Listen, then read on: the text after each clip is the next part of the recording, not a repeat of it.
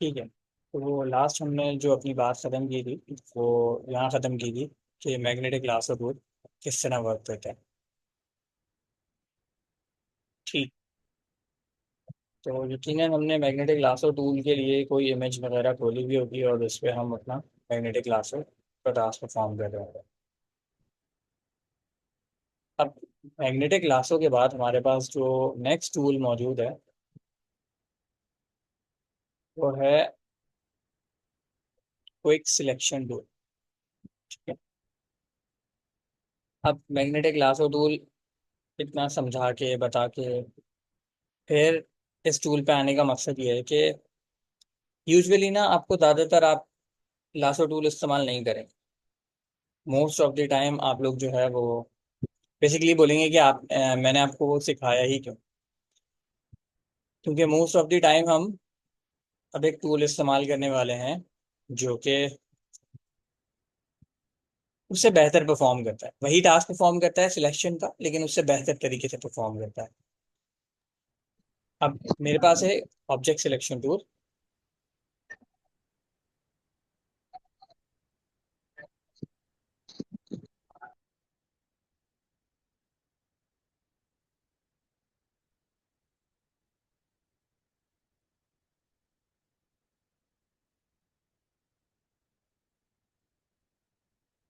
Okay. Object selection tool किस तरह काम करता है? ऑब्जेक्ट सिलेक्शन टूल भी उसी तरह काम करता है जिस तरह हम डिफरेंट दूसरे टूल्स को इस्तेमाल करते हैं।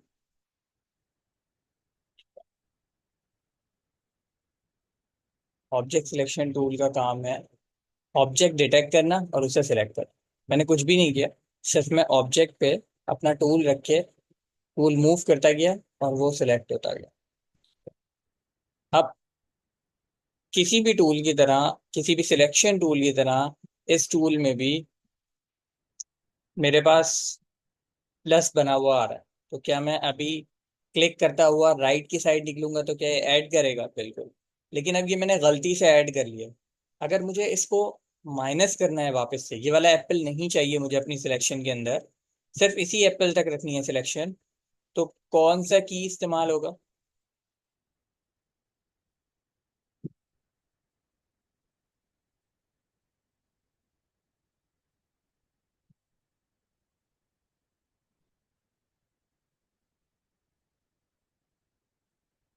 ये क्लास।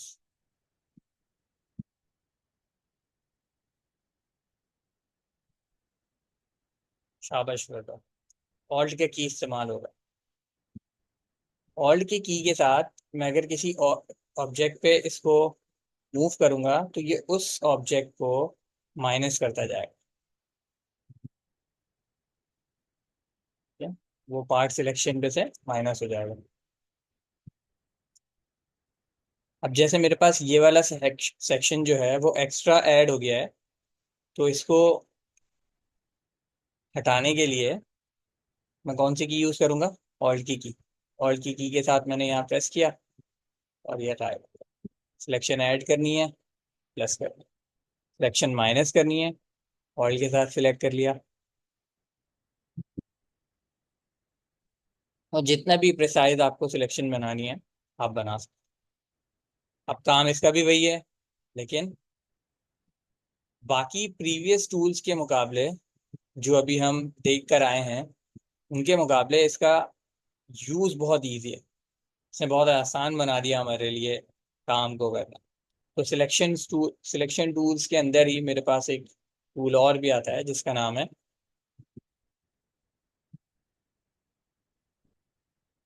Quick selection tool. अब क्विक सिलेक्शन टूल की ही बकेट के अंदर मेरे पास एक और टूल है जो सिलेक्शन के लिए इस्तेमाल होता है जिसका नाम है magic wand. Magic wand tool का क्या काम है? मैजिक वॉन्ड टूल का भी सेम काम है। मैजिक वॉन्ड टूल भी ऑब्जेक्ट्स को सिलेक्ट करता है, बट ये सिंगल क्लिक में ऑब्जेक्ट्स को सिलेक्ट करता है।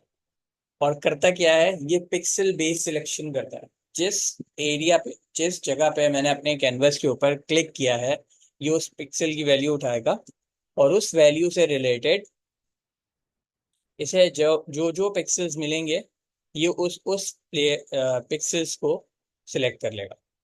ठीक है, उस कलर वैल्यू को सिलेक्ट कर लेगा।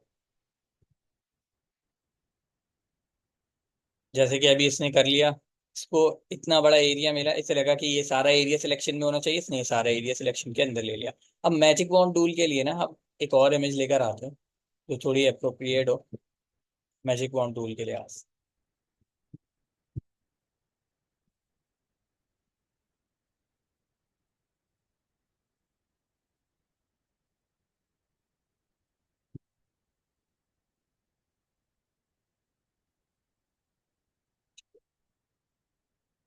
अब मेरे पास ये एक इमेज है। इस इमेज पे मुझे इसको मूव करा लूँ थोड़ा सा कैनवस के अंदर। ओके, तो इस इमेज पे मुझे सिलेक्शन करनी है। अब मैं इसको यहाँ सिलेक्ट करूंगा, इसने तमाम वो एरिया जो सेम पिक्सल कलर का था उसने वो सारा एरिया क्या कर लिया, सिलेक्ट कर लिया। अब इसमें इस टूल के अंदर मेरे पास मल्टीपल बार, बार के ऊपर मल्टीपल ऑप्शंस आ रहे हैं प्रॉपर्टी बार के अंदर। ठीक है, ये वही ऑप्शन है जो हमने पिछले कुछ सिलेक्शन टूल्स के अंदर पढ़े थे। कुछ चीजें थोड़ी सी डिफरेंट है इस टूल के हिसाब से है वो। ठीक, सबसे पहली चीज तो मैं अगर ये वाली सिलेक्शन हटा दूं और मैं इसके इस एरिया पे कहीं क्लिक करूं, ठीक है, तो इसने क्या किया, इसने इस कलर से रिलेटेड इस इमेज पे जहां जहां इस लेयर पे जहां जहां इसको वो सेम कलर मिला, इसने वो सिलेक्ट कर लिया।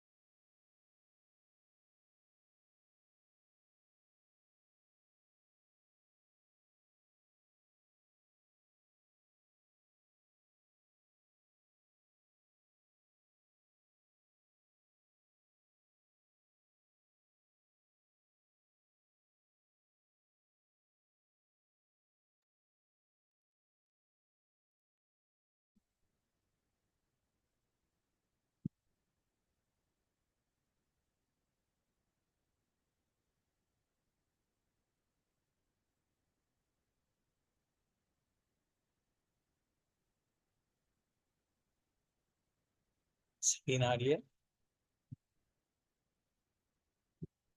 आवाज नहीं आ रही। बिल्कुल भी नहीं आ रही या बहुत स्लो आ रही है। हेलो।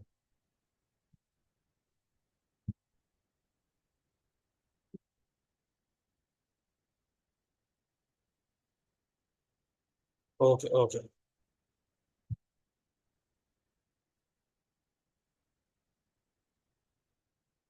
ठीक है, और स्क्रीन भी आ रही है।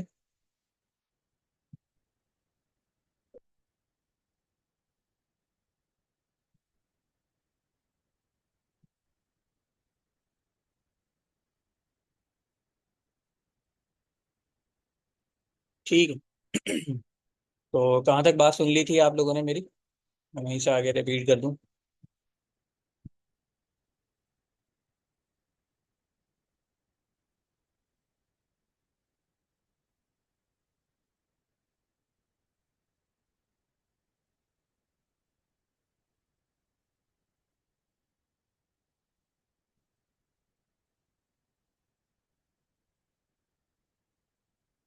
Magic wand tool, magic wand tool मैंने शुरू तो कर दिया था जैन, उसके बाद कहाँ तक सुन ली थी मैंने, काफी बोल दिया था मैजिक वॉन्ड टूल में। पर आप टूल्स के अबाउट की बात कर रहे हो। ओके, मैं प्रॉपर्टी बार की बात कर रहा था। ठीक है, प्रॉपर्टी बार तक आप लोगों ने सुन लिया था कि मैं बता रहा था कि इसकी प्रॉपर्टीज कुछ डिफरेंट हैं दूसरे प्रॉपर्टी बार से, क्योंकि ये स्टूल के हिसाब से है। Okay, thank you. तो इसकी प्रॉपर्टी बार के अंदर मेरे पास कुछ चेक बॉक्सेस हैं, कुछ टॉलरेंस की वैल्यू है, सिलेक्ट सब्जेक्ट का एक बटन है, और सिलेक्ट एंड मास्क है। सिलेक्ट एंड मास्क मैंने कहा हुआ है कि हम बाद में देखेंगे। और एक हमारे पास ड्रॉप डाउन है सैंपल साइज का। ठीक। तो अब मेरे पास जो ये जो टॉलरेंस वैल्यू है ना, ये टॉलरेंस वैल्यू बेसिकली बताती है कि कितना टॉलरेंस रखना है अगले ही पिक्सल वैल्यू सिलेक्ट करते हुए। ठीक है। Usually it should be a 32। अगर मैं इसे डिससेलेक्ट कर दूं और दोबारा से सेम उसी किसी पिक्सल पे क्लिक करने की कोशिश करूं, तो उसने अब बहुत छोटा सा एरिया सिलेक्ट किया है। अगर आप लोगों को नजर भी आ रहा हो तो इस वक्त एरिया बिल्कुल छोटा सा है, माइनर सा, जो इसने सिलेक्ट किया हुआ है ये। यही क्लिक अगर मैं टॉलरेंस वैल्यू बढ़ा दूं, जैसे मैंने कह दिया 150 इसकी टॉलरेंस वैल्यू है, और फिर मैं सेम इसी जगह क्लिक करूं, सिलेक्ट कर दिया, और अब इसी जगह क्लिक कर रहा हूं, तो अब इसने पूरे कैनवस पे जहां जहां मेरे पास वो वैल्यूज मौजूद थी, उसने उस पूरे सेक्शन को सिलेक्ट कर लिया, एक्सक्लूडिंग दिस पार्ट जो सिलेक्शन के अंदर नहीं इंक्लूड हुआ है। उसके अलावा इसने पूरे एरिया को सिलेक्ट कर लिया। तो टॉलरेंस वैल्यू बेसिकली बताती है कि आपने कितने एरिया, कितने पिक्सल वैल्यू का टॉलरेंस रखना है। ठीक। तो ये डिपेंड करेगा ऑब्वियसली कि आप किस टाइप का ऑब्जेक्ट सिलेक्ट कर रहे हो। तो उस टाइप के ऑब्जेक्ट की बेसिस पे डिपेंड करेगा कि आपने कैसे करना है। लेट जैसे हम इस वाले पिक्चर पर आ जाते हैं, अपनी सिलेक्शन खत्म कर देते हैं, कंट्रोल D, और इस पिक्चर पर आकर मैं यहाँ पे इसकी टॉलरेंस वैल्यू कर देता हूँ 32। और फिर 32 टॉलरेंस वैल्यू के साथ में इस एप्पल के बीच में क्लिक करता हूँ, तो इसने बहुत छोटा सा एक एप्पल का एरिया सिलेक्ट किया है सिर्फ। अगर मैं इसे बढ़ा दूं इससे 50 तक, और फिर मैं क्लिक करूं, तो ये थोड़ा ज़्यादा एरिया क्लिक कवर कर रहा है, उसके अंदर थोड़ा ज़्यादा हर बार थोड़ा ज़्यादा एरिया कवर करता जा रहा है। टॉलरेंस वैल्यू जैसे जैसे बढ़ाता जाऊंगा, ये इसका उस पिक्सल से रिलेटेड कलर सिलेक्ट करने का जो मरहला है वो बढ़ाता जाएगा। अब एक्चुअली हो क्या रहा है,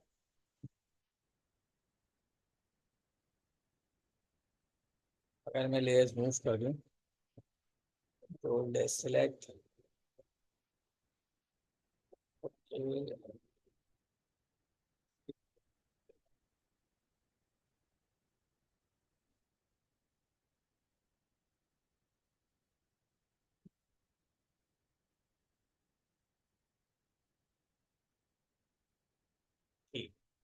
अब जो मेरा सिलेक्शन है वो मेरी इस लेयर पर हो रहा है। इससे पहले वो जो सिलेक्शन हो रहा था वो एक्चुअली उस लेयर पर हो रहा था जो मैंने हाइड की हुई थी।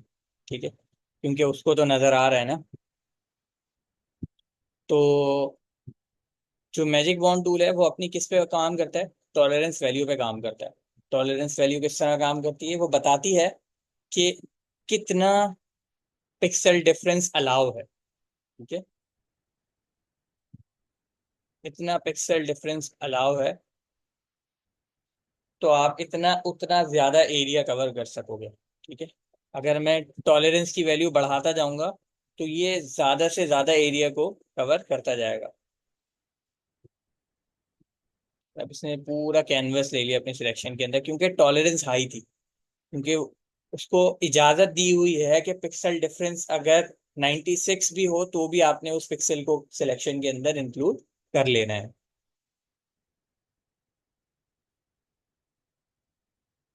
फिर एक चेक होता है कंटीजियस का। कंटेजियस का चेक क्या करता है, कंटेजियस के मायने क्या होते हैं, अगर मैं लोगों से पूछूं तो कंटेजियस क्या करता है, कंटेजियस के क्या मायने हैं? तो क्या करता है कंटेजियस,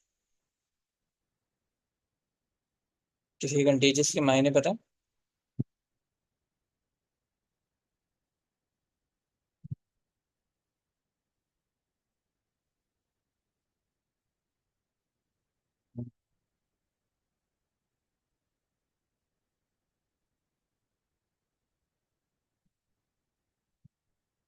यस, कंटेजियस कहते हैं जो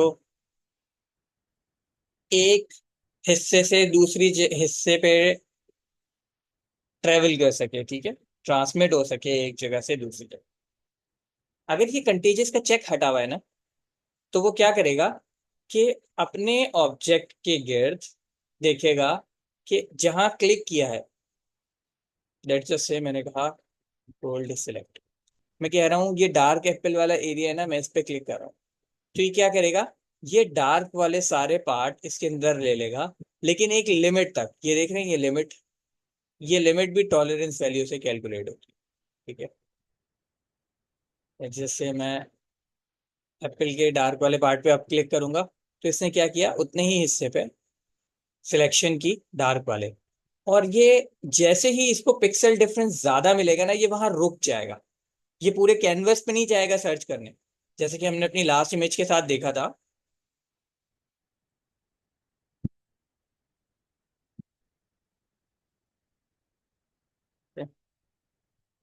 मैं लेकर आता हूँ, तो जल्दी हम इसे बंद कर देते हैं, तो सेलेक्ट कर देते हैं, और ठीक है। अब कंटीजियस का चेक हटा हुआ है, पहले कंटीजियस का चेक लगा हुआ था, अब कंटीजियस का चेक हटा हुआ है और मैंने यहाँ क्लिक किया है, तो ये क्या कर रहा है, ये एक लिमिट तक जा रहा है, इसने ये वाला एरिया छोड़ दिया। अगर मैं टॉलरेंस वैल्यू और कम कर दूंगा ना, तो ये और दूर, कम दूर तक जाएगा, ठीक है? तो हमें वही वाला पिक्सल सिलेक्ट करना पड़ेगा दोबारा से जो हमने सिलेक्ट किया था। अगर डार्कर पिक्सल पे क्लिक कर दिया, तो जैसे हम यहाँ का कोई एरिया रख लेते हैं ताकि हम बाद में भी सेम पिक्सल पे क्लिक कर सकें। अभी मैंने यहाँ क्लिक किया, तो वो एक लिमिटेड एरिया तक जा रहा है, और उसके बाद वो नहीं जा रहा, एक एरिया को सिलेक्शन में लेके फिर उसके बाद वो अगले एरिया को उस सिलेक्शन में काउंट नहीं कर रहा। क्यों? क्योंकि पिक्सल डिफरेंस हाई आ गया। कंटीजियस का मतलब होता है कि इस एरिया के बाद दूसरे एरिया में, जब एक सिलेक्शन बन गई आपकी, उसके बाद दूसरे एरिया में नहीं जाना है। लेकिन जब आपने कंटीजियस का चेक लगाया हुआ होता है, तो वो क्या करता है, तो वो उसे स्प्रेड होने देता है, वो पूरे कैनवस पे उस पिक्सल वैल्यू का कलर ढूंढता है, कि अगर पूरे कैनवस पे कहीं भी उस पिक्सल वैल्यू का कलर मिल जाएगा, तो मैं क्या करूंगा, उस कलर को सिलेक्शन में ले लूंगा, ठीक है। अब मैं कर रहा हूँ सेम कलर पे क्लिक, तो कंटेजियस क्या कर रहा है, उसे दूर तक नहीं जाने दे रहा, तकरीबन इसी इसी कलर के पिक्सल पे हमने पहले भी क्लिक किया था ना। अब आप टॉलरेंस वैल्यू बढ़ाते जाएं और ये बढ़ता जाएगा, टॉलरेंस वैल्यू कम करते जाएं तो ये कम होता जाएगा, ठीक है। इसके बाद है मेरे पास मेरा लेयर का पैनल, ठीक है। पहले मुझे ये बता दें कि आप लोगों को मैजिक वॉन्ड टूल और क्विक सिलेक्शन टूल समझ में आ गया।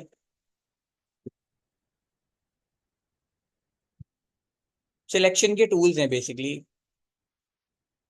जैसे हमने पिछले सिलेक्शन के टूल्स इस्तेमाल किए हैं सारे सिलेक्शन के लिए, उसी तरह हमने मैजिक वॉन्ड टूल भी इस्तेमाल किया।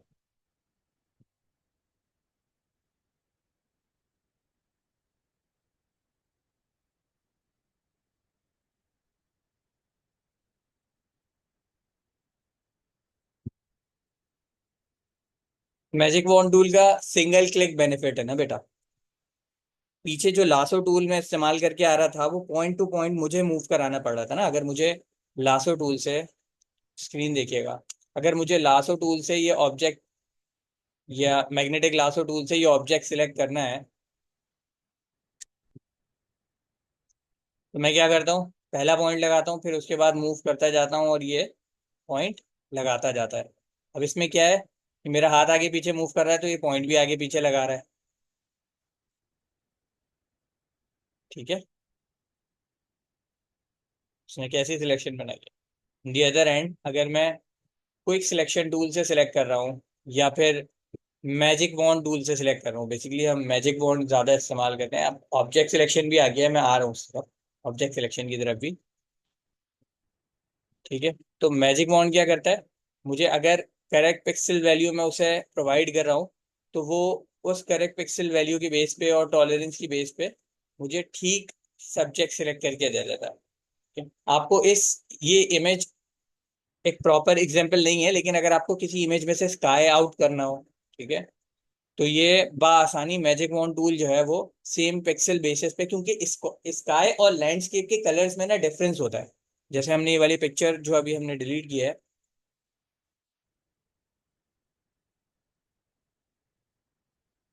जब भी आप ऐसी कोई लैंडस्केप की पिक्चर देखेंगे जिसमें स्काई और लैंडस्केप होगा, तो लैंडस्केप हमेशा बहुत डिफरेंट होता है स्काई के कलर से। लेट्स जैसे अब आपको स्काई चेंज करना है इस पिक्चर का, तो आपको पहले सिलेक्शन बनानी पड़ेगी ना किसी भी स्काई के लिए। अब बजाय इसके कि आप मैग्नेटिक वॉन्ड टूल लें और यहाँ से ऐसे करके टूल मूव कराएं, और उसमें जो है वो आपका गलत होने के चांसेस भी ज़्यादा हैं। ठीक है,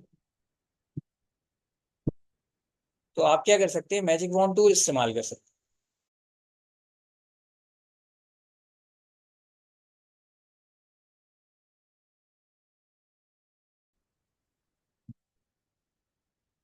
ओके, अब इसके बाद जो हमारे पास रह गया है वो रह गया है ऑब्जेक्ट सिलेक्शन टूल। ठीक है, ऑब्जेक्ट सिलेक्शन टूल क्या चीज़ है? ऑब्जेक्ट सिलेक्शन टूल स्पेसिफिकली किसी लैंडस्केप या किसी पिक्चर के अंदर से ऑब्जेक्ट को सिलेक्ट करने के लिए बनाया गया है। जैसे कि जैसे कि इस एप्पल के गिर्द मैंने ऑब्जेक्ट सिलेक्शन टूल सिलेक्ट किया, और इस एप्पल के गिर्द एक सिलेक्शन बना दी। अब ये क्या करेगा, ये कैलकुलेशन की बेसिस पे डिटेक्ट करेगा कि इस पूरी सिलेक्शन के अंदर ऑब्जेक्ट कौन है, और फिर उस ऑब्जेक्ट को सिलेक्ट करके आपको सिलेक्शन बना के दे देगा। ठीक। तो आसान तर होती जा रही है ना चीजें। प्रीवियसली आपको कैसे मुश्किल से, कितनी मुश्किल से आपको सिलेक्शन बनानी पड़ रही थी डिफरेंट ऑब्जेक्ट्स के अराउंड। ठीक है, फिर उसके बाद आपके पास लासो टूल आया, लासो टूल ने आपको फ्री हैंड सिलेक्शन दी। मैग्नेटिक लासो आया, उसने आपको मूवमेंट दी। फिर उसके बाद आपके पास मैजिक वॉन्ड टूल आया, मैजिक वॉन्ड टूल ने आपको कंप्लीट फ्रीडम दी, टॉलरेंस की बेसिस पे कि आप अपने ऑब्जेक्ट्स को, स्पेसिफिक एरियाज को अपने पिक्सल वैल्यू की बेसिस पे सिलेक्ट कर सकते हैं बआसानी। ठीक है, अभी तक सिलेक्शन टूल से रिलेटेड किसी का कोई क्वेश्चन है तो पूछ लें जल्दी से, फिर हम आगे की तरफ बढ़ते हैं अपने लेयर पैनल की तरफ।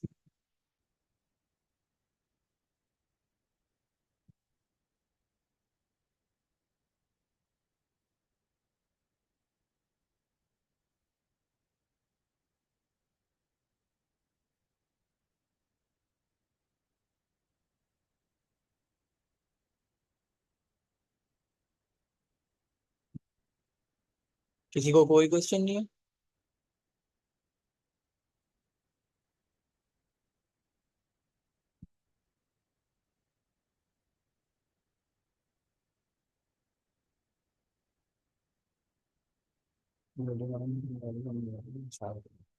जी जी जैन, बिल्कुल, इसीलिए मैं क्वेश्चंस का ले रहा हूँ इस वक्त, ताकि हम नेक्स्ट मीटिंग से लेयर पैनल स्टार्ट कर सकें।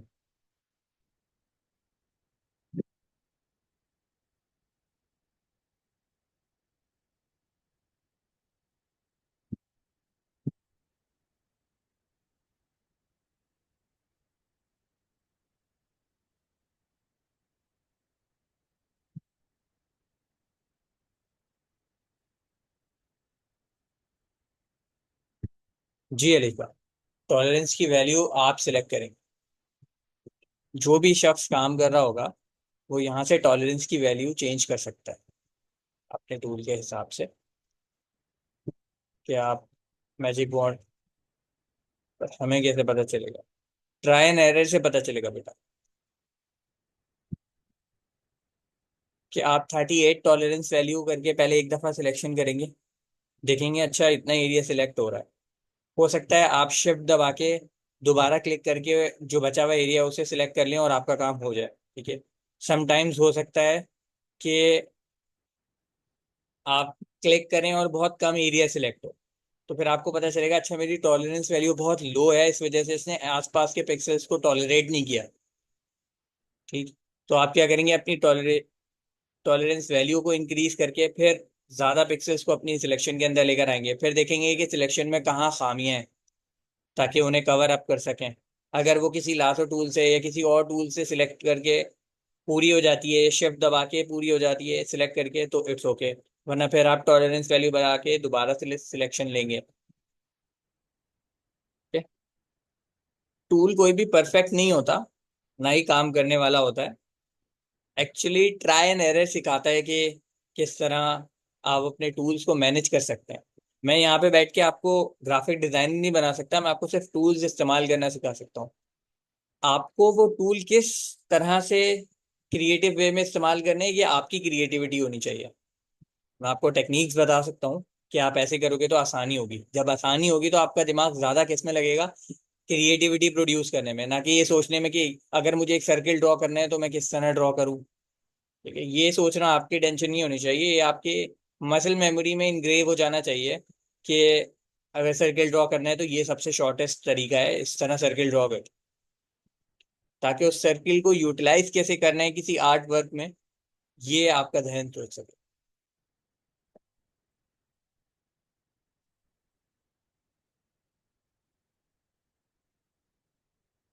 और कोई क्वेश्चन?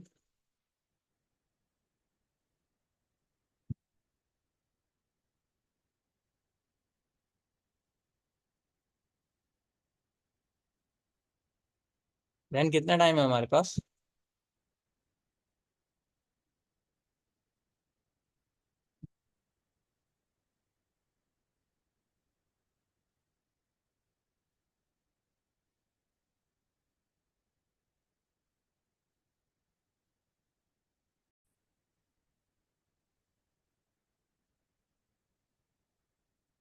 ठीक है, तो सिलेक्शन टूल के बाद हमारे पास जो हमारा नेक्स्ट टास्क है समझने का, वो है हमारा लेयर्स का पैन। ठीक है, लेयर्स के बारे में हम पहले भी डिस्कशन कर चुके हैं।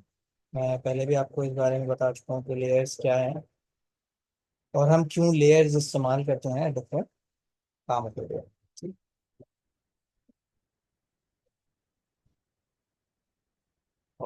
तो अब मेरे पास ये लेयर, टोटल लेयर पैनल के ऊपर कुछ मुझे डिफरेंट किस्म के बटन नजर आ रहे हैं जो कि मेरी बैकग्राउंड लेयर पे बाय डिफॉल्ट डिसेबल होते हैं सारे।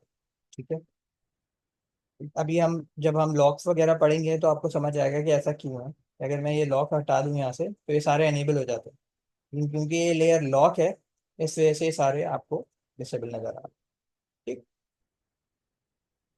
है, हम एक न्यू लेयर ले लेते हैं और न्यू लेयर के ऊपर मुझे ये सारे जितने भी ऑप्शंस हैं ये खुले हुए मिलते हैं। सबसे पहले हम देख लेते हैं कि हमारे पास ऑप्शंस आ क्या क्या रहे हैं।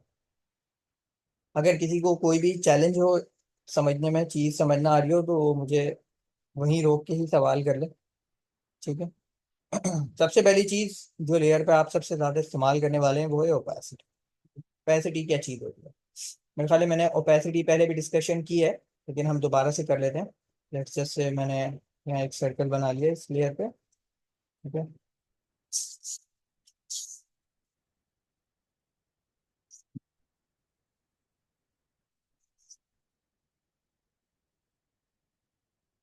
और इसको कलर दे देते हैं हम। इसको कलर दे दिया हमने रेड। ठीक है,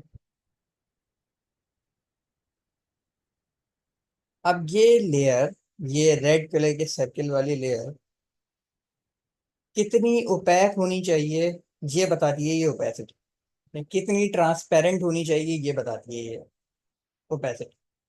मैं जैसे जैसे ओपेसिटी कम करता जाऊंगा, इस पे भी वैसे ही क्या हैंडल कंट्रोल्स मिलते हैं जैसे हमें किसी भी फील्ड पे मिलते हैं। मैंने आपको बताया था फोटोशॉप की ये एक बहुत अच्छा फीचर है कि अगर आप किसी फील्ड की वैल्यू कम ज़्यादा करने के लिए बार बार कीबोर्ड पे नहीं जाना चाहते, तो उसी वैल्यू पे जब आप होवर करेंगे तो आपके माउस के साथ दो एरो कीज बन के आने शुरू हो जाएंगे।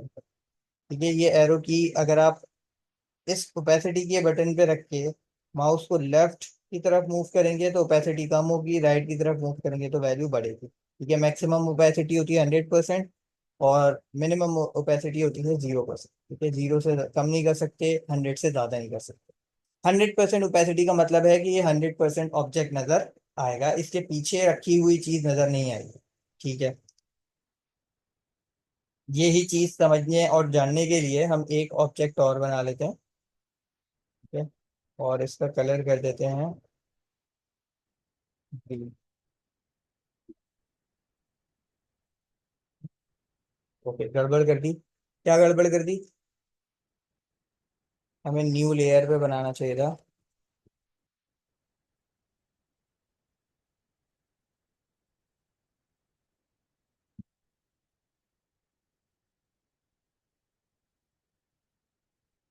अब ये तो मैं आपको पहले ही बता चुका हूँ कि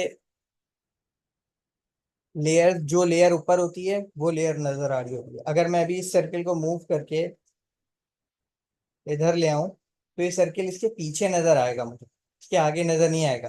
लेकिन अगर मैं इन लेयर्स की पोजीशन शिफ्ट कर दूं, रेड वाली लेयर को ऊपर ले जाऊं और ग्रीन वाली लेयर को नीचे रखूं, तो अब क्योंकि रेड वाला सर्किल बड़ा है, तो उसने ग्रीन वाली लेयर को अपने पीछे छुपा लिया। ठीक है, जो कि हम चाहते थे। क्यों? क्योंकि हम अभी देखना चाह रहे हैं कि ओपेसिटी किस तरह वर्क करती है। ओपेसिटी वर्क करती है कि कोई ऑब्जेक्ट कितना ट्रांसपेरेंट होगा, उसके पीछे कितना दिखेगा, आर पार कितना दिखेगा। ठीक है, तो 100% ओपेसिटी का मतलब होता है कि 100% वो ऑब्जेक्ट फील्ड है, उसके आर पार नहीं नजर आएगा। अगर हम इस वैल्यू को कम करते जाएं तो मुझे पीछे वाला सर्किल जो है वो नजर आना शुरू हो गया, ऑल्दो उसका कलर नजर नहीं आ रहा। ठीक है? क्योंकि अभी रेड डेफिशिएंसी इतनी ज्यादा नहीं हुई है कि ग्रीन विजिबल हो सके। आपको कलर बैंड समझ आना जरूरी है इसके लिए, कि कब कोई कलर दूसरे कलर पे डोमिनेंट किस तरह होता है। ठीक, वो आ जाएगा जब आप काम करना शुरू करेंगे साथ साथ। मैंने और कम किया, मुझे सर्किल और डार्क नजर आने लगा ग्रीन वाला, लेकिन अभी भी कलर नजर आना शुरू नहीं हुआ है। फिर और कम और कम और कम। अब होता क्या जा रहा है कि जो मेरा रेड वाला सर्किल है वो ट्रांसपेरेंट होता जा रहा है, उसके आर पार नजर आता जा रहा है। इस वजह से मुझे जो है वो पीछे वाला सर्किल नजर आना शुरू हो गया।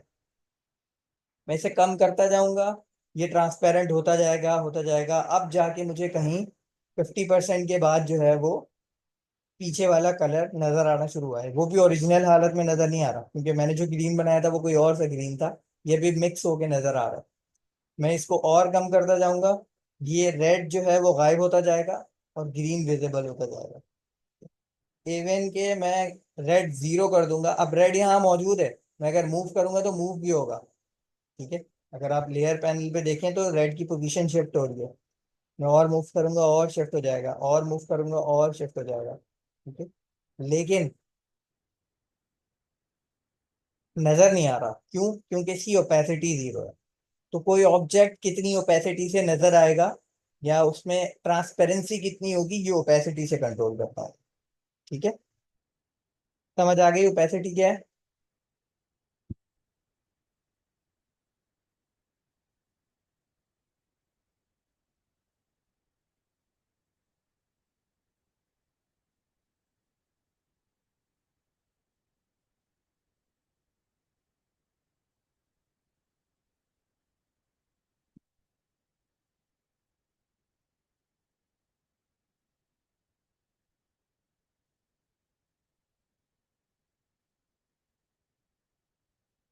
नहीं नहीं, किसी कलर को फुल देखना होगा नहीं। ये एज अ कलर ट्रीट नहीं करो इनको, इनको एज अ ऑब्जेक्ट ट्रीट करो। ठीक है, रुको, गलत आइडिया ले लिया आप लोगों ने ना मेरे इन दोनों ऑब्जेक्ट से। मैं एक चीज करके बताता हूँ आपको। हम ले आते हैं दो इमेजेस।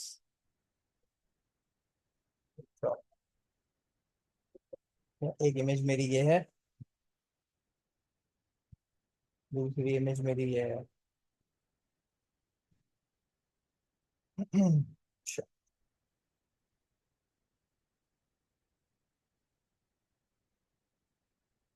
ठीक है, अभी मुझे जो है वो पीछे वाली जो ग्रीनरी है वो नजर नहीं आ रही है।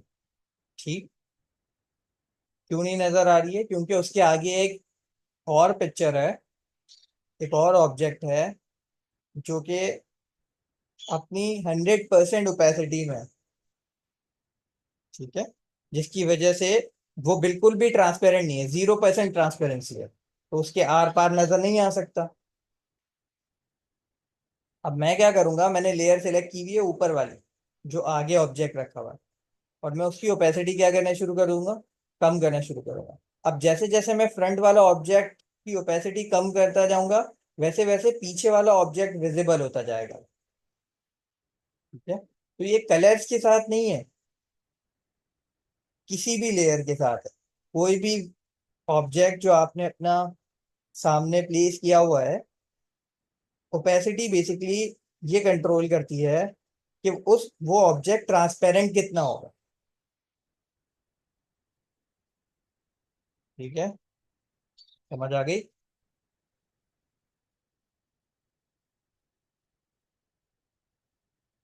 ये कलर स्पेसिफिक थ्योरी नहीं है ओपेसिटी की, ऑब्जेक्ट स्पेसिफिक है।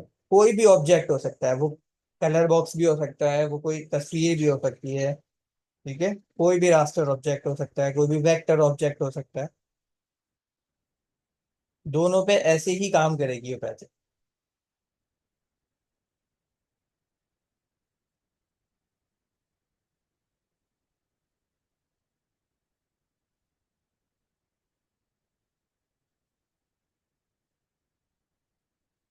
ओके, तो ओपेसिटी हमें समझ में आ गई है। नेक्स्ट हमारे पास जो है वो फिल है। फिल भी तकरीबन ओपेसिटी जैसा ही काम करता है कि कोई भी ऑब्जेक्ट कितने परसेंट फिल होगा। ठीक है, फिल और ओपेसिटी को आप साइमल्टेनियसली लेके चलें कि आप फिल कर रहे हैं किसी चीज को, तो कितने परसेंट फिल है या ओपेसिटी उसकी कितनी है। ये दोनों बराबर बात है, ठीक है? अभी के लिए आप इसे बराबर ही समझ लो। फिर आता है मेरे पास लॉक्स का पैनल। ठीक है, लॉक्स का पैनल क्या बताता है मुझे, ये डिफरेंट काइंड्स ऑफ लॉक्स, जो मुझे बताता है कि मेरे कैनवस के ऊपर क्या चीज लॉक हो रही है। तो मेरे पास एक ट्रांसपेरेंट लेयर है ठीक है, ये ट्रांसपेरेंट लेयर है, इस पे कुछ भी मौजूद नहीं है। ठीक, फिर मेरे पास अपनी एक पिक्चर है, इसे मैं ट्रैक करके जाता हूँ यहाँ। अब मैं क्या कर रहा हूँ, मैं अगर अभी पेंट ब्रश लूँ, इसमें paint brush, brush, brush tool,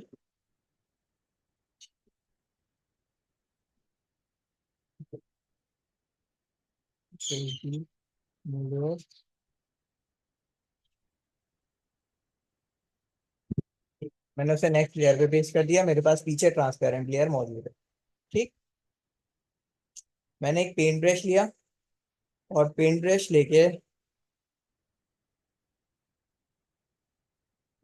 लेके, मैंने फोरग्राउंड कलर सेलेक्ट कर लिया ग्रीन। मैं ब्रश का साइज इंक्रीज कर लिया। ब्रश का साइज आप यहाँ प्रॉपर्टी पैनल में जाके ब्रश का साइज और उसकी हार्डनेस सिलेक्ट कर सकते हैं कि आपका ब्रश का साइज क्या होगा और उसकी हार्डनेस क्या होगी। तो जी ब्रश साइज बहुत बड़ा हो गया है। ठीक है, इतना ब्रश का साइज ठीक है। ठीक है, अगर अभी मैं इसे पेंट कर रहा हूँ, तो मैं जहां जहां भी अपना ब्रश फेरता हूँ, वहां वहां ये क्या करता है, ब्रश को फेरने देता है। और मेरे कैनवस पे या कैनवस के बाहर जहां भी मैं इसे चला रहा हूँ, वो उसे चलाने देता है। जब मैं इस ऑप्शन को, ये जो आपको ट्रांसपेरेंट लेयर जैसा ऑप्शन दिख रहा है ना, जब मैं इस पे क्लिक करता हूँ ना, ये आपके ट्रांसपेरेंट पिक्सल्स लॉक कर देता है। ठीक है, अब जो भी आप चेंजेस करोगे ना, वो ट्रांसपेरेंट पिक्सल पे चेंज नहीं कर पाओगे। ठीक है, मैं बाहर भी चला रहा हूँ ब्रश को, अगर आप देख सकें तो, लेकिन ये क्या कर रहा है, उस ब्रश को मेरे ट्रांसपेरेंट पिक्सल्स पे काम नहीं करने दे रहा है। तो ये बहुत यूजफुल होता है जब मुझे ध्यान रखना होता है कि मैं काम करते हुए कहीं बाहर तो पेंट ना कर जाऊं, मेरा हाथ थोड़ा सा किनारे एजेस पेंट कर रहा हूं, तो मेरे एजेस के साथ साथ बाहर मेरा जो ट्रांसपेरेंट पिक्सल वाला सा एरिया है वो भी पेंट हो रहा है। तो इन सारी चीजों से बचने के लिए मैं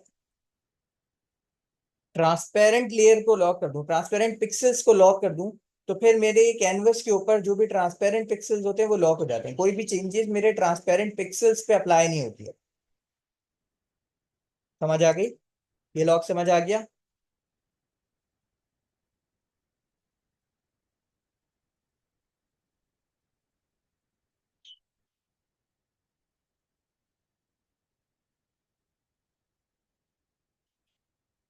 वो ठीक है। ट्रांसपेरेंट पिक्सेल्स के बाद मेरे पास यहाँ ब्रश का आइकन बना हुआ है छोटा सा। ठीक है। ये आइकन क्या करता है? ये ओ, ये आइकन मेरे विजिबल पिक्सेल्स को लॉक करता है। ठीक है। विजिबल पिक्सल को लॉक करने का क्या मतलब है? कि अब मैं अगर इस लेयर के ऊपर कोई भी चेंजेस करने की कोशिश करूंगा तो मैं इसे यूज नहीं कर सकता। ठीक है। लेकिन मैं इसको अभी भी मूव कर सकता हूँ, मैं हिला सकता हूँ, इसकी पोजीशन चेंज कर सकता हूँ। ठीक है। ये लेयर अभी भी अपनी पोजीशन चेंज कर सकती है, मैं इसे रिफॉर्म भी कर सकता हूँ। अगर मैं कंट्रोल टी प्रेस करूंगा अपने, तो ये मुझे ट्रांसफॉर्म करने देगा मेरी पिक्चर को ना। ट्रांसफॉर्म करने का मतलब होता है मैं इसका साइज छोटा या बड़ा करूँ। ठीक है। अब मैं बगैर शिफ्ट पकड़े करूंगा तो ये मुझे किसी भी तरह से इसे करने देगा। अगर मैं शिफ्ट पकड़ के इसे ट्रांसफॉर्म करूंगा तो ये प्रोपोर्शनली जो पिक्चर के प्रोपोर्शंस हैं उसे मेंटेन रखते हुए इसे बड़ा या छोटा करने देगा। जब मैं अपने ट्रांसफॉर्म कर लूंगा तो एंटर कर दूंगा और ये मुझे वापस से मेरी पिक्चर को एडिटेबल फॉर्म में दे देगा।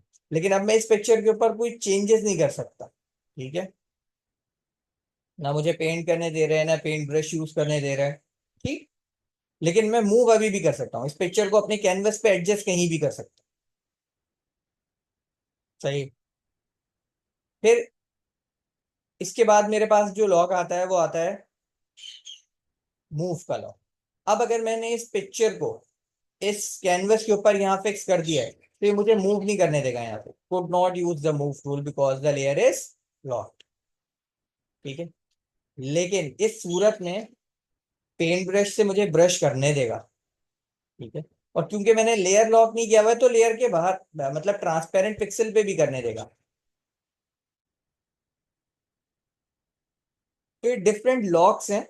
इसके बाद आता है आपका आर्ट बोर्ड का लॉक। ठीक है। आर्ट बोर्ड लॉक तब काम आता है जब आप डिफरेंट आर्ट बोर्ड्स पे मल्टीपल एक साथ काम कर रहे हैं। ठीक है। वो एक डिफरेंट चीज है। आर्ट बोर्ड क्या होता है, जैसे आपके पास ये एक कैनवस खुला हुआ है ना, ऐसे आप सिंगल फाइल के अंदर मल्टीपल कैनवसेस खोल सकते हैं और उनपे मल्टीपल एक साथ काम कर सकते हैं। ठीक है।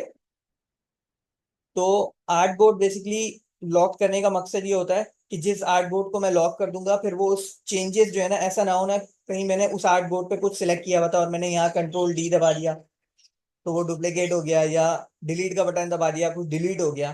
तो आर्ट बोर्ड्स में कोई इंटरफेरेंस ना हो, एक आर्ट बोर्ड से दूसरे आर्ट बोर्ड पे चीजें ना चली जाए, इसलिए मैं आर्ट बोर्ड्स लॉक करता हूँ। ये वाला जो बटन है ये आर्ट बोर्ड लॉक करने का है। ठीक है। और ये आया भी बाद में, इससे पहले ये चार लॉक्स ही होते थे। ये भी मेरे ख्याल 2017 वगैरह के बाद ही आया है, जब से आर्ट बोर्ड्स इंट्रोड्यूस किए हैं, वरना सिंगल कैनवस ही होता था फोटोशॉप के अंदर। ठीक। अब आप चाहें तो इन्हें कॉम्बिनेशन में भी यूज कर सकते हैं। जैसे मैंने इसकी पोजीशन लॉक कर दी और मैं चाहता हूँ इसके ट्रांसपेरेंट पिक्सेल्स भी कलर ना हो पाए। ठीक है। तो अब मैं ना ही इसके ट्रांसपेरेंट पिक्सेल्स कलर कर पा रहा हूँ और ना ही इसे मूव कर पा रहा हूँ। ठीक है। लेकिन इनसाइड द पिक्चर मैं चाहूँ तो कुछ भी चेंजेस अप्लाई कर सकता हूँ। तो ये रिक्वायरमेंट बेस है कि आपको जिस तरह की रिक्वायरमेंट हो रही है आप उस तरह के लॉक्स यूज कर सकते हैं। लास्ट में आपके पास आता है ये वाला लॉक का बटन जो कंप्लीटली लॉक कर देता है सारी चीज। ठीक है। इस लॉक की सूरत में ना आप मूव कर सकेंगे, ना ही आप इस पे पेंट ब्रश चला सकेंगे, ना ही आप ट्रांसपेरेंट पिक्सल पे पेंट ब्रश चला सकेंगे, ना ही आप इसमें पेंट फिल कर सकेंगे, कुछ नहीं। ठीक है। ये आपको इवन सिलेक्शन बना के भी उस सिलेक्शन के अंदर फिल नहीं करने देगा। क्यों? क्योंकि लेयर क्या है, कंप्लीटली लॉक्ड है। ठीक है। अब कंप्लीट लॉक और इन सारे लॉक्स में एक फर्क ये है कि जब आप कोई सिंगल लॉक अटेम्प्ट करते हैं इनमें से तो आपकी ओपेसिटी लॉक नहीं होती। लेकिन अगर मैंने इस लेयर पे कंप्लीट वाला लॉक लगाया है तो अब मैं इस लेयर की ओपेसिटी भी चेंज नहीं कर पाऊँ। ठीक है। भले ही आप एक वक्त में ये सारे लॉक्स लगा दें इस पे, ठीक है, मूव का भी ब्रश टूल का भी, और उसके बाद भी इसकी ओपेसिटी चेंज कर पाएंगे आप। ठीक है। ओपेसिटी कम कर दी, गायब होती जा रही है पिक्चर। लेकिन अगर आपने कंप्लीट वाला लॉक लगाया है तो ये आपको ओपेसिटी चेंज नहीं करने देगा किसी भी लेयर। लॉक्स का सेक्शन समझ आ गया कि डिफरेंट लॉक्स किस तरह काम करते हैं।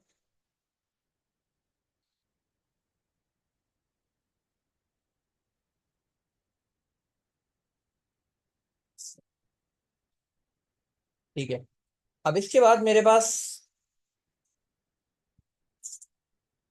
एक और चीज है, तो डिलीट करूं।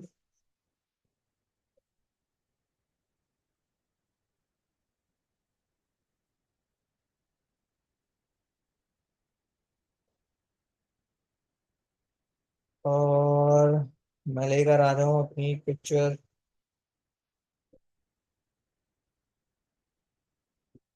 एक से ज्यादा पिक्चर्स, क्योंकि मुझे डिफरेंट लेयर्स चाहिए। एक लेयर ये आ गई।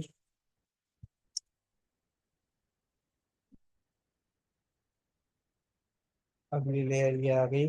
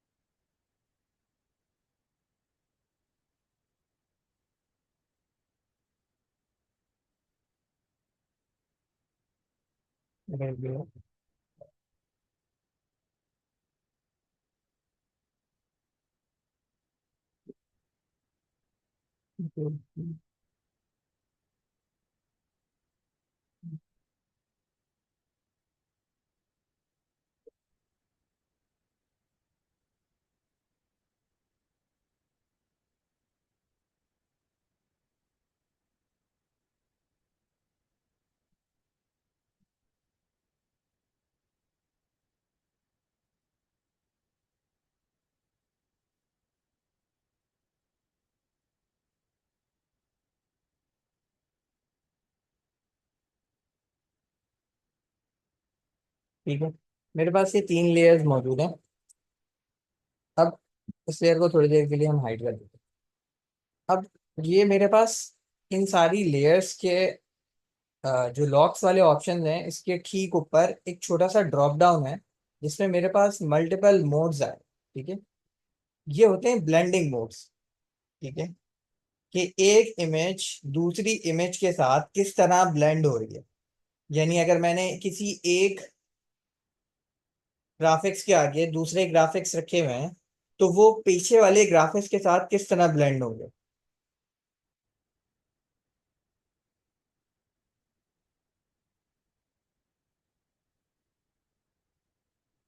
ठीक है, हम देख लेंगे अगर एंड होगी तो। अभी आया नहीं है मेरे पास पावर 10 मिनट्स वाला। ठीक, तो एक पिक्चर दूसरे पिक्चर के साथ कैसे ब्लेंड हो रही है वो ब्लेंड मोड आप कंट्रोल करते हैं यहाँ से। ठीक है, ये जो आपके पास ड्रॉप डाउन आ रहा है। अब आप अगर यहाँ देखें हैं तो आपके पास इस ड्रॉप डाउन में सेक्शंस आ रहे हैं।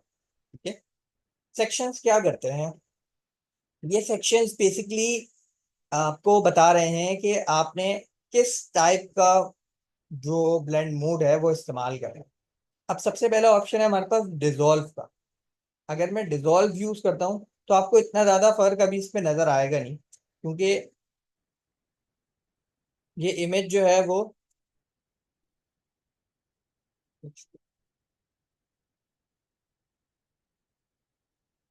ब्लेंड हो नहीं रही है उसके अंदर। ठीक है, अब अगर मैं इसका ब्लेंड मोड डिसॉल्व से चेंज करके डार्कन पे कर दूं तो डार्कन क्या करता है, बेसिकली मेरे पास मेरे डार्क वाले ब्लैक वाले पिक्सेल्स को रखता है।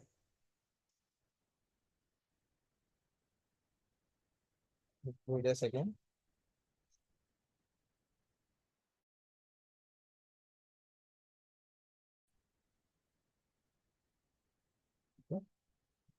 तो जो ब्लेंड मोड के अंदर मेरे पास डार्कन वाला है, ठीक है, उसका काम क्या होता है, डार्कर एरियाज को रखना।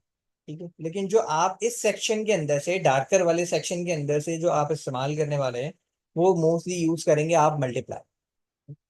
मल्टीप्लाई क्या रखता है, अच्छा अब इसको समझाने के लिए ना मैं आपके लिए एक नया जो है वो कैनवस खोल लेता हूँ।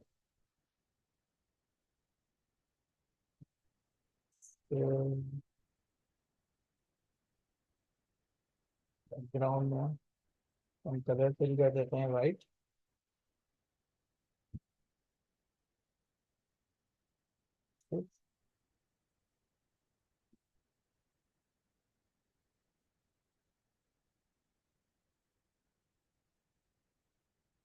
और इन दोनों लेयर्स को कर देते हैं मर्ज।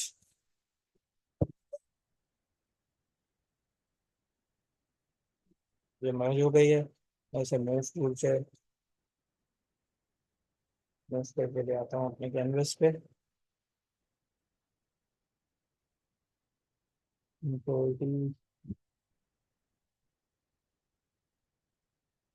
इसका साइज छोटा कर देते हैं।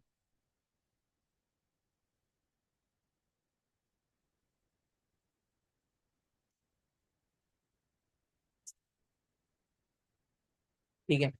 अब मैं ब्लेंड मोड समझाता हूँ आपको। इससे इससे समझाने का फायदा ये है कि आपको क्लियरली ये पता चलेगा कि हम कर क्या रहे हैं।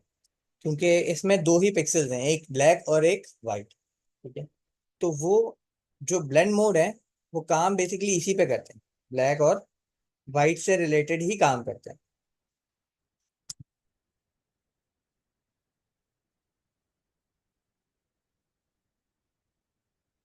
अभी ये नॉर्मल ब्लेंड मोड पर है। ठीक है।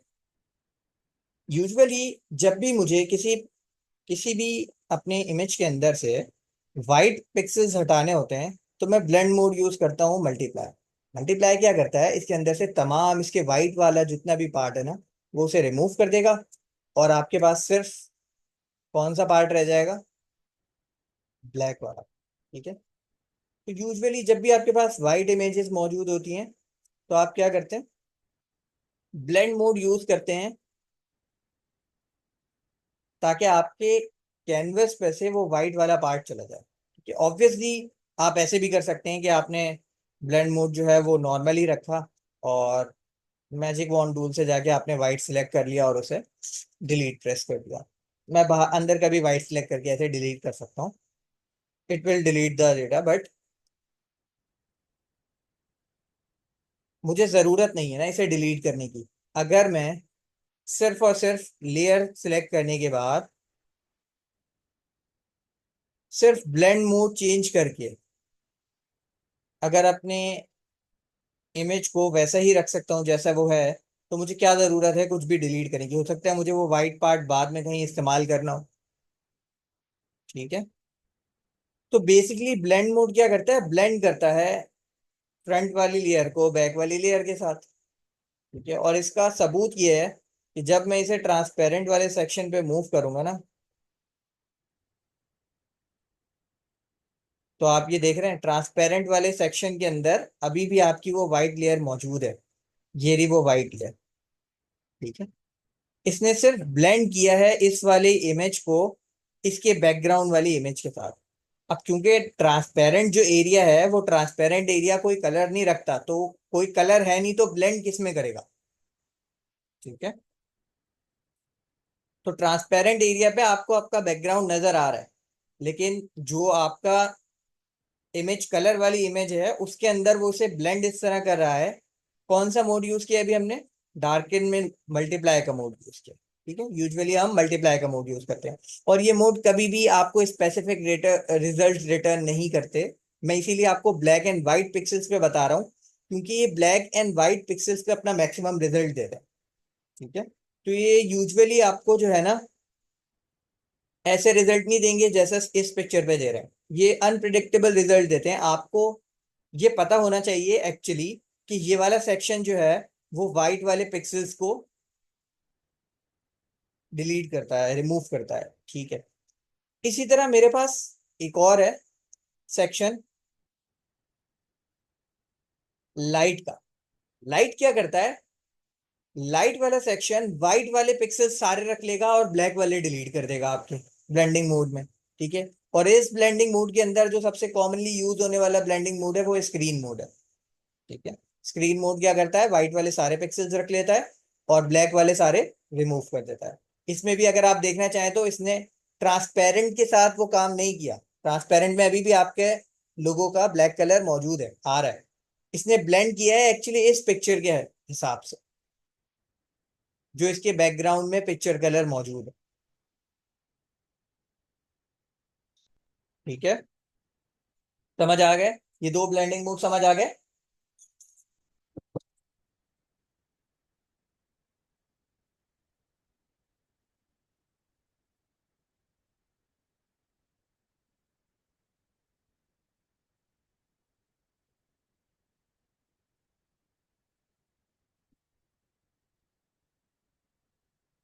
ठीक है,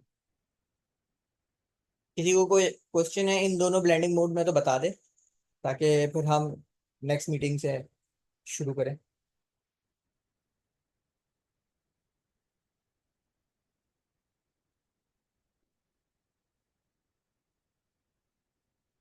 कोई क्वेश्चन नहीं, चल ठीक है। इसके अलावा मेरे पास एक और ब्लेंडिंग मोड है।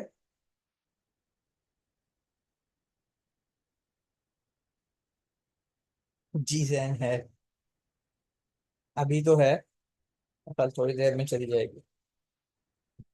खैर, इन दोनों सेक्शंस के अलावा मेरे पास एक और सेक्शन है, जो क्या है, ओवरले का सेक्शन। ठीक है, इस सेक्शन के अंदर क्या होता है, इस सेक्शन के अंदर बेसिकली जो मेरा ब्लैक वाला पार्ट है,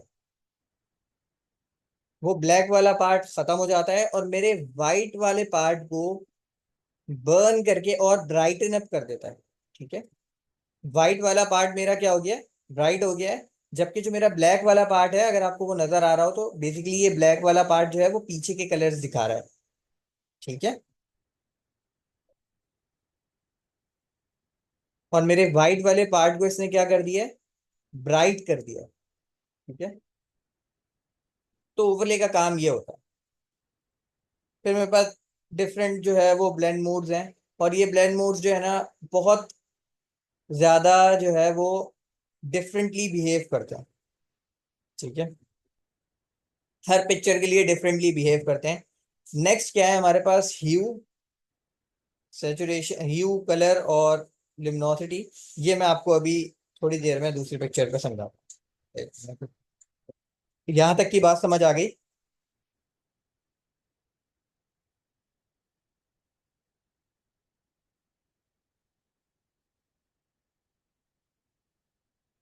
अब हम इसको बंद कर देते हैं। ठीक है, और हम अपने पास खोल लेते हैं एक और इमेज।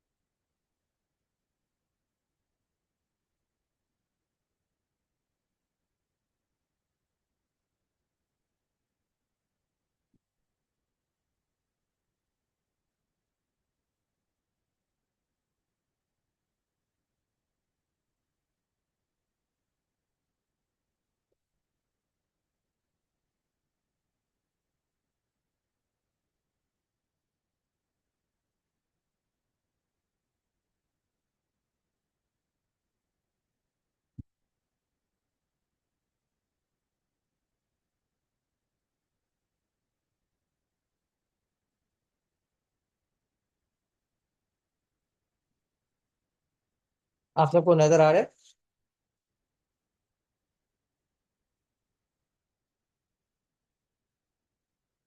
मेरे पास ये एक लेयर है, जो जो कि ग्रे स्केल पे है। ठीक है, कलरलेस है, बेसिकली इसके अंदर कलर्स मौजूद नहीं है। अब मैं क्या कर रहा हूँ, मैं यहाँ से एक रेक्टेंगुलर टूल सेलेक्ट करता हूँ, और इसके ऊपर डिफरेंट सिलेक्शंस बना रहे हैं। लेयर वाइज कर लेता हूँ ताकि मुझे भी बाद में आसानी हो। ये मेरी रेड लेयर, एक और सिलेक्शन बनाई।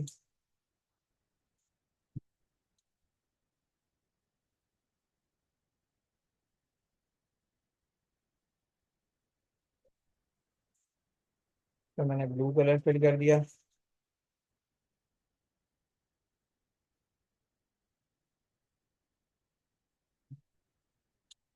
और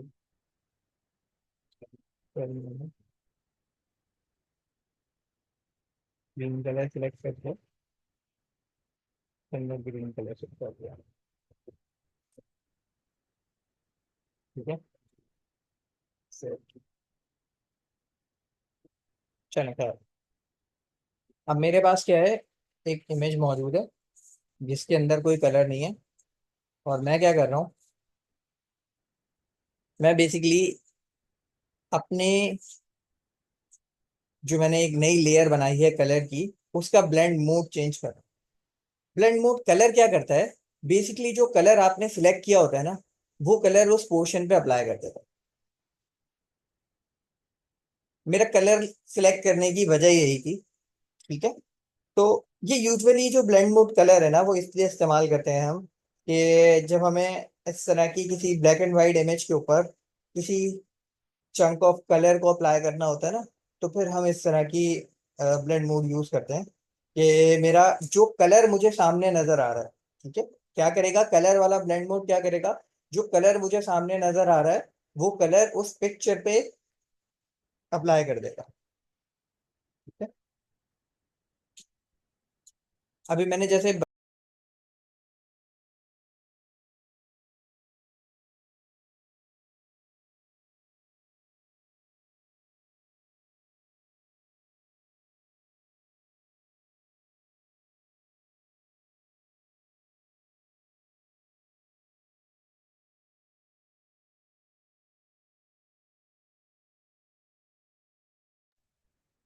ओके, तो ब्लेंडिंग मोड कलर का क्या काम है, ब्लेंडिंग मोड कलर का काम है कि जो भी मेरे पास कलर मौजूद होता है उस कलर को उस पिक्चर पे अप्लाई करने की कोशिश करता है। ठीक है। फिर इसके बाद मेरे पास जो दो, मेरे पास ब्लेंडिंग मोड रहते हैं, उन दो ब्लेंडिंग मोड्स को समझ लेते हैं,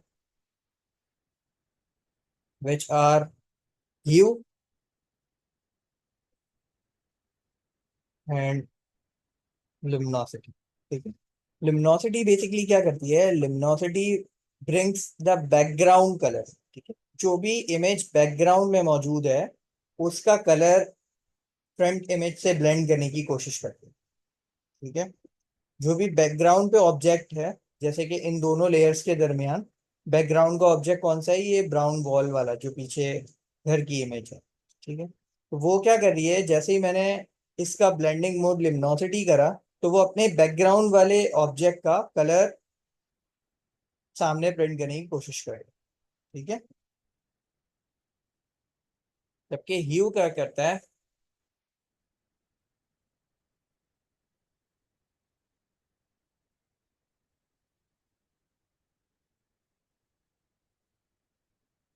ह्यू जो है वो फ्रंट वाले कलर को ब्लेंड करने की कोशिश करता है बैकग्राउंड वाले ऑब्जेक्ट के साथ। ठीक है। तो ये देख रहे हो, ये ग्रीन वाला एरिया, जो ये ग्रीन ग्रीन सा एरिया बाकी है, वो फ्रंट वाले कलर को एक्चुअली ब्लेंड कर रहा है किसके साथ, बैकग्राउंड वाले कलर के साथ। ठीक है। ये सारे ब्लेंडिंग मोड समझ आ गए। इनमें से किसी भी ब्लेंडिंग मोड का कोई भी रिजल्ट ऐसा नहीं आता जो अंडरस्टूड रिजल्ट हो, जिसपे आप कहो कि हाँ भाई 100% मुझे पता है ऐसा ही रिटर्न करने वाला है ये। ठीक है। तो ये देख लो, डिफरेंट इमेज कलर के साथ डिफरेंट रिजल्ट्स जनरेट करता है, ये अनप्रिडिक्टेबल बिहेवियर है इसका।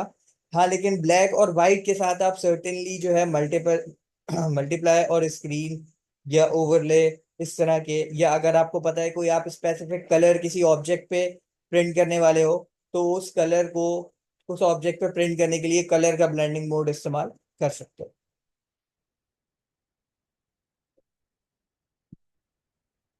अच्छा, लिमिनोसिटी और ह्यू दोबारा से बता दूं। लिमिनोसिटी क्या करती है बेटा, लिमिनोसिटी बेसिकली बैकग्राउंड वाले ऑब्जेक्ट का कलर ब्लेंड करती है फ्रंट वाले ऑब्जेक्ट के साथ। ठीक है। ये 100% सही नहीं होता, कुछ परसेंट गलत भी होता है, कभी सही भी हो जाता है, ये डिपेंड करता है आप किस ऑब्जेक्ट के साथ कितना एफिशिएंटली उसे इस्तेमाल कर रहे हो। ठीक है। फिर उसके बाद मेरे पास जो है वो ह्यू है। ह्यू क्या करता है, फ्रंट वाले ऑब्जेक्ट का कलर बैक वाली इमेज के साथ ब्लेंड करने की कोशिश करता है। ठीक है। ऑब्वियसली ये भी 100% एक्यूरेट नहीं होता, और पिक्सल वैल्यू की बेसिस पे बहुत अनप्रिडिक्टेबल रिजल्ट आता है। लेकिन अगर आप इसे कंट्रोल्ड इन्वायरमेंट में इस्तेमाल करो तो इससे गुड रिजल्ट्स निकाले जा सकते हैं। जैसे कि मुझे पता था कि मैं ब्लैक और वाइट इस्तेमाल करूंगा तो मेरा मल्टीपल और मेरा स्क्रीन किस तरह बिहेव करने वाला है। ठीक है।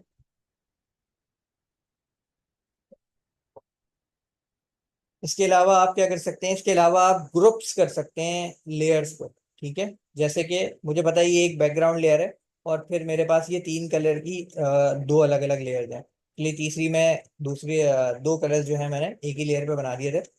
तो मैं क्या करूंगा, ये वाली लेयर पे क्लिक करूंगा और शिफ्ट दबा के जिस भी नेक्स्ट लेयर तक जाके मैं क्लिक करूंगा वो सारी लेयर्स को सिलेक्ट कर लेगा। ठीक है। तो और अगर आपको ऐसा करना है कि मुझे टॉप वाली लेयर सिलेक्ट करनी है और फिर उसके बाद जो है बीच की एक लेयर छोड़ के फिर अगली लेयर सिलेक्ट करनी है फिर उससे अगली, तो आप कंट्रोल दबा के ये लेयर सिलेक्ट कर सकते हैं अपनी मर्जी की। अगर शिफ्ट दबा के करेंगे तो उस लेयर से जहां से आपने पहली सिलेक्शन की थी एंड तक की सारी लेयर सिलेक्ट हो जाएंगी।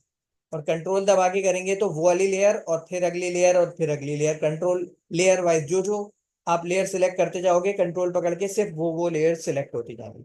ठीक है। तो मैंने लेयर टू और लेयर वन को सिलेक्ट किया और फिर अपने कीबोर्ड पे हिट किया कंट्रोल जी। ठीक है। कंट्रोल जी क्या करता है, ग्रुप बनाता है। ग्रुप से क्या होता है, अब आप इस पूरे चंक को एक साथ मूव कर सकते हो। ठीक है। अब अगर मैं मूव करूंगा तो ये तीनों कलर एक साथ मूव होंगे। ठीक है। अगर आप ग्रुप पे जाके कंट्रोल जे दबाओगे तो ग्रुप की कॉपी बन जाएगी, एक कलर ऑलरेडी वहां मौजूद है, दूसरा कलर मैं उसके ऊपर से रख रहा हूँ। ठीक है।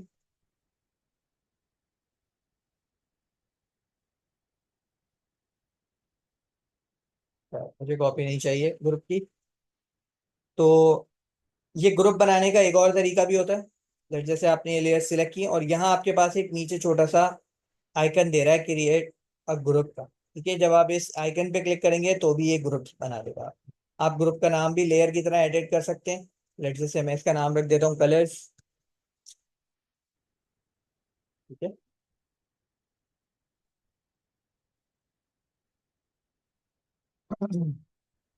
तो लेयर पैनल पे masking, sorry masking, blending mode समझ आ गए।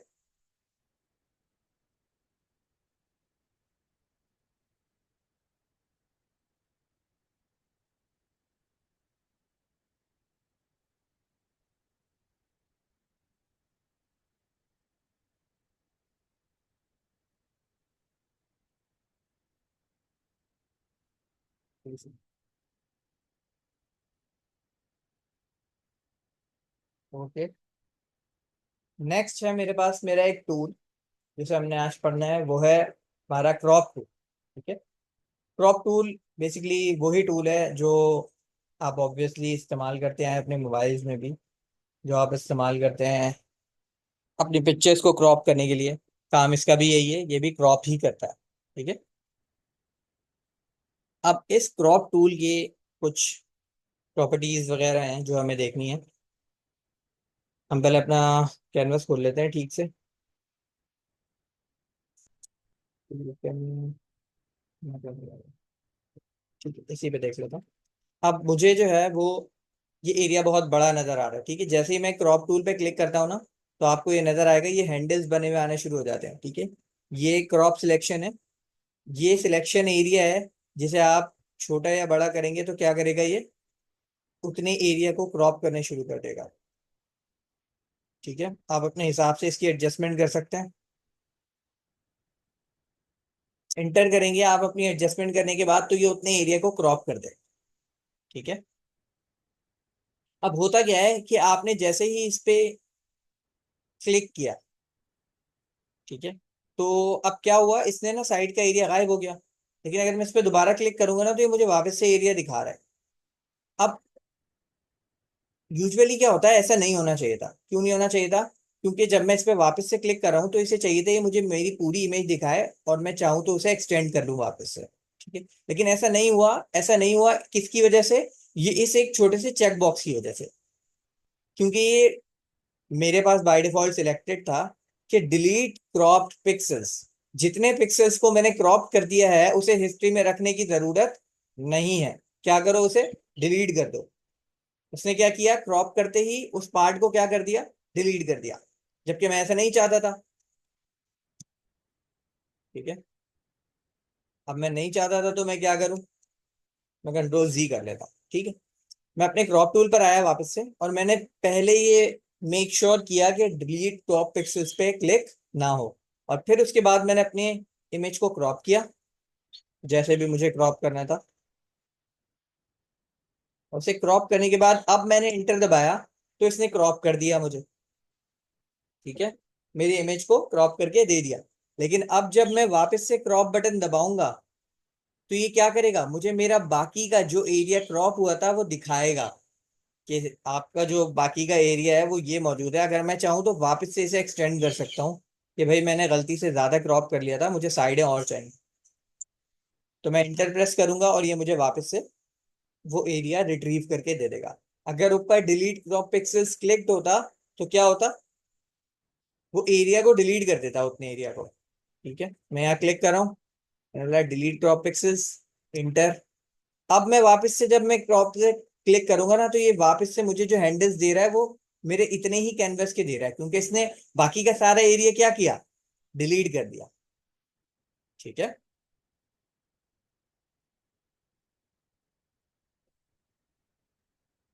समझ आ रही है?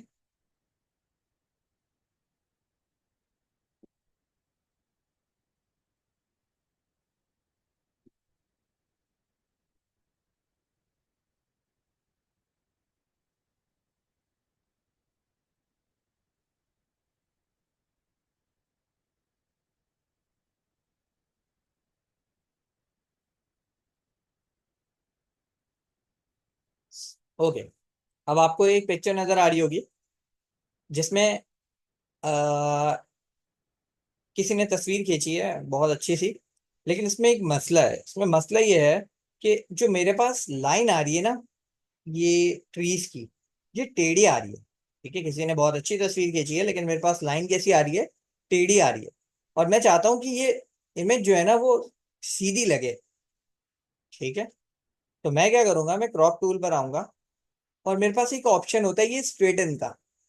ठीक है, ये स्ट्रेटन के ऑप्शन पे क्लिक करूंगा, और स्ट्रेटन पे ऑप्शन पे क्लिक करने के बाद इसको बताऊंगा कि मुझे क्या टेढ़ा दिख रहा है। ठीक है, तो मैं एक पॉइंट लगाऊंगा यहाँ पे,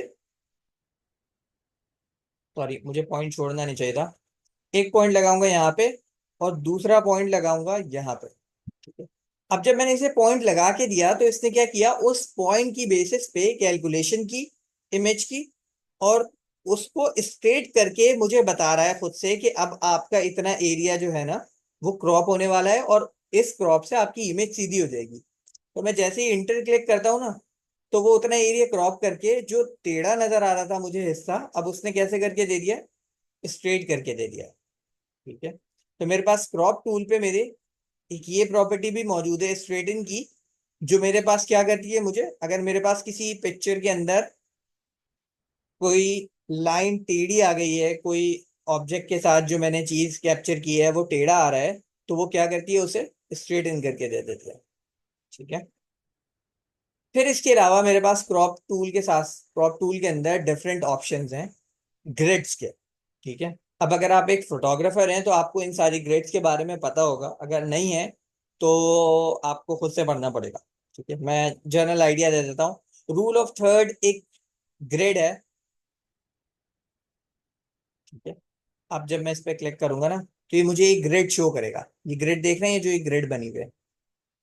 रूल ऑफ थर्ड क्या कहता है, अगर मैं अपनी इमेज को 3 बाय 3 के सेक्शंस में डिवाइड कर दूंगा तो इंटरसेक्टिंग पॉइंट्स जो है ना, वो इंटरसेक्टिंग पॉइंट मेरे लिए बेस्ट प्लेसेस हैं जहां मैं अपने ऑब्जेक्ट्स को रख सकता हूँ। ठीक है, अब जैसा कि ये ऑब्जेक्ट आ रहा है रूल ऑफ थर्ड के मुताबिक इसी प्लेस पे, तो मैं इसे नहीं छेड़ूंगा। ठीक है, इसके अलावा मेरे पास ग्रिड में और ऑप्शंस हैं। ठीक है, जैसे कि डायगोनल का ऑप्शन है कि मेरे पास डायगोनल ग्रिड बनकर आ जाती है। ठीक है, इसके अलावा मेरे पास और क्या ऑप्शन है, ट्राइंगल है। फिर मेरे पास और क्या ऑप्शन है, गोल्डन रेशो है।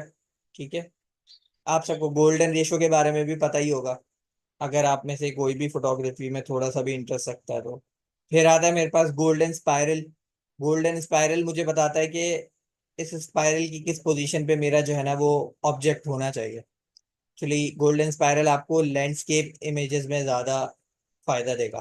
ठीक है, तो पोर्ट्रेट इमेजेस पे जो है गोल्डन स्पाइरल अप्लाई करने की कोशिश मत कीजिएगा।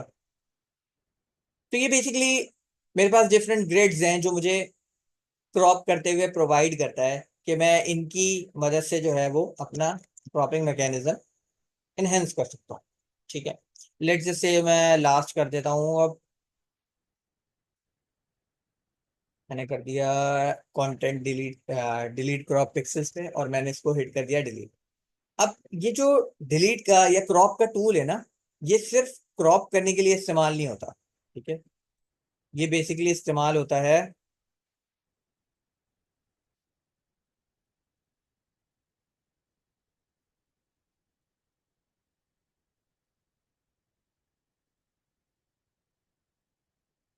हम्म, ये इस्तेमाल होता है मेरे पास एरिया को फिल करने के लिए भी।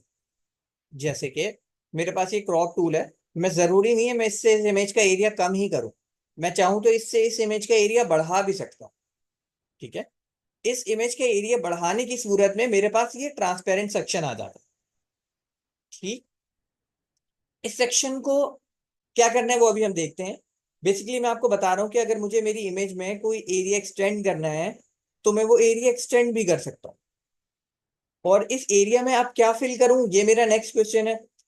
तो इस एरिया में खुद से फिल करने के लिए ऑटोमेटिकली इस एरिया के अंदर कुछ चीज फिल हो जाए इस कंटेंट से रिलेटेड, तो उसके लिए हमारे पास एक चेक बॉक्स है कंटेंट अवेयर का। ठीक है, कंटेंट अवेयर क्या करता है, जैसे ही मैंने इस चेक बॉक्स को फिल किया और इंटर हिट किया तो ये क्या करेगा, थोड़ी देर लोड लेगा और प्रीवियस कंटेंट की बेसिस पे जो मेरा एक्स्ट्रा एरिया है उसे फिल कर देगा नए कंटेंट के साथ।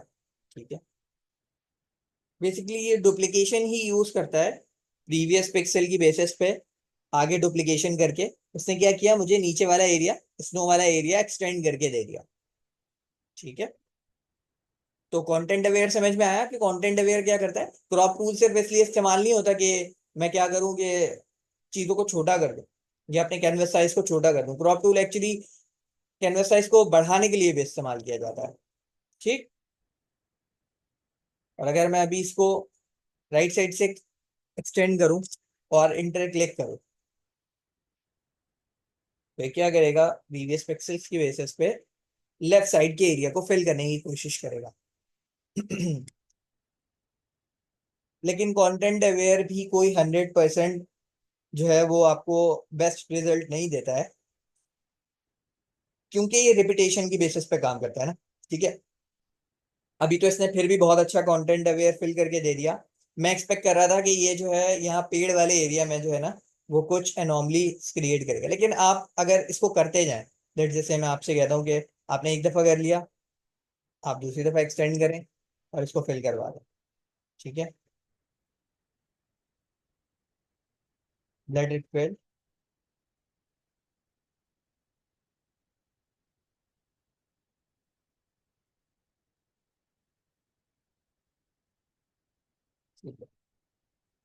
अब आपको ना एक चीज ऑब्जर्व होगी रिपीटेशन की वजह से। मतलब अगर आप गौर से देखें, ये एरिया और ये एरिया बेसिकली रिपीटेशन में बना हुआ है। दोबारा अब मैं एक और बार इसे एक्सटेंड करूंगा ना तो ये दोबारा सेम एज इट इज एक और ऐसी चीज यहाँ पे प्रिंट कर देगा।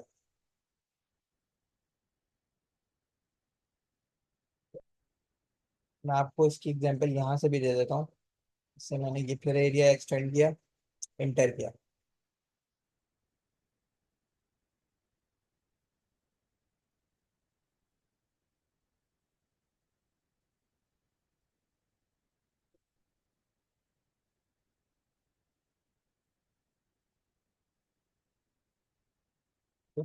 तो फिल की सूरत में मेरे पास जो है वो, अब जो इसने डेटा फिल करके दिया उसके अंदर क्या एनॉमली आ गई, ये एरिया आसपास कहीं भी जो है वो, इस एरिया में आसपास कहीं भी जो है वो मेरे पास स्मूथ स्नो नहीं थी, और ये पाथ आ रहा है यहाँ से चलता हुआ। लेकिन ये पाथ जो यहाँ से चलता हुआ आ रहा है वो यहाँ आके एकदम से स्मूथ हो जाए। ठीक है। तो ये जब आप कंटेंट अवेयर इस्तेमाल कर रहे हो ना, तो इस चीज का ध्यान रखिएगा कि ये 100% काम नहीं करता है। इस तरह की जो है इसके अंदर प्रॉब्लम्स आती हैं। तो वो आप जब इस्तेमाल करते जाएंगे तो आपको पता लगता जाएगा, अच्छा मैंने कंटेंट अवेयर यूज किया तो इसने ये चीज पिक्चर के अंदर जो है ना वो एबनॉर्मल क्रिएट कर दी है, जिसकी वजह से मेरी पिक्चर अजीब लग रही है। तो सम केसेस में अच्छा भी रहता है कंटेंट अवेयर का। भी हम देखेंगे आगे कि किस तरह बेस्ट यूज किया जा सकता है कंटेंट अवेयर को। तो हम उसे वहां भी यूज करके देखेंगे, वहां उसका प्रॉपर यूज समझेंगे। ठीक।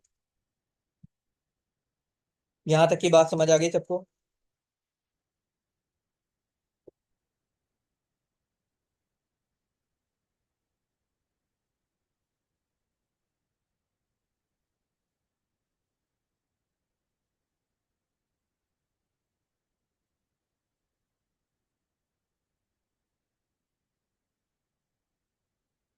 ओके।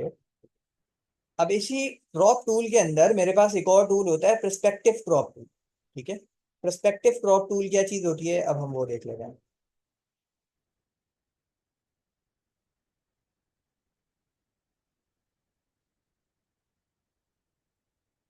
अब मेरे पास ये एक वॉल है।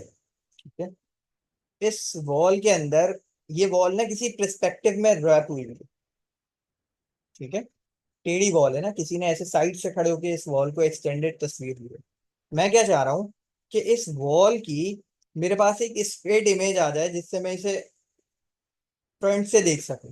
तो पर्सपेक्टिव क्रॉप के लिए मैं क्या करूंगा, इसका पर्सपेक्टिव ड्रॉ करना शुरू करूंगा। मैंने एक पॉइंट यहाँ लगाया, दूसरा पॉइंट यहाँ लगाया, तीसरा पॉइंट यहाँ लगाया, और चौथा पॉइंट यहाँ लगाया। इसने इतना एरिया इसका सिलेक्ट किया। अब मैं क्या कर रहा हूँ, इंटर प्रेस कर। मेरे इंटर प्रेस करते ही उसने क्या किया, उतना एरिया जो वॉल का इस तरह एक्सटेंडेड था, उस एरिया को क्रॉप करके मुझे सामने से स्ट्रेट करके दिखाया। ठीक है। मैंने बहुत स्क्यूड पार्ट ले लिया था। अगर मैं इसका छोटा एरिया सिलेक्ट करूं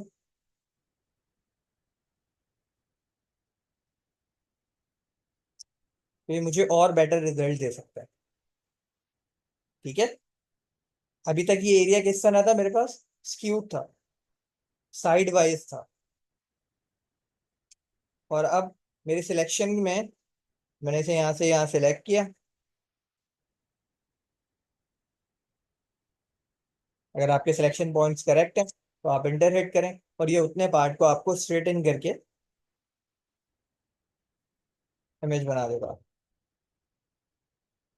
हम्म। हो गया। अच्छा, अगर हमने आज बहुत सारा पढ़ लिया तो हम रुक जाते हैं।